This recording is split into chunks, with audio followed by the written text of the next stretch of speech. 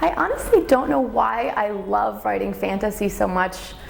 because it's been such a part of who I am from before I can ever remember. My parents read me fairy tales and folklore from around the world when I was just like a little kid, and so I just have always loved magic and heroines who can save themselves and dragons and princes and all of that. And when I got older, I found fantasy books are kind of like fairy tales for grown-ups, and I just began reading them and loving them, and I still think of myself as like a reader first, because it was reading fantasy novels that made me realize I wanted to write them. And so when I was around like 12, 13 years old, I just got the writing bug, and I wanted to write books like the ones that I was reading back then, which had these really interesting, dynamic, complex heroines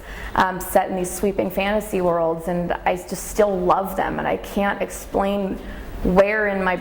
soul that comes from, but I don't know. I don't think I could ever write like just a contemporary story, because I'd be like, well, let's just throw in like a portal to another dimension where there is magic, or like maybe these creatures come in, and I think it's such a part of who I am that I do not have an answer for why I love it, only that it's just fantasy has been there in my life when things weren't going well, and so I just have a very deep emotional connection to the way it provided this sanctuary and escape for me throughout my life, and I don't know, it's really fun to write about like sexy princes and like really hot fae warriors. Who doesn't love that, right? But some people are like, well, I don't love that.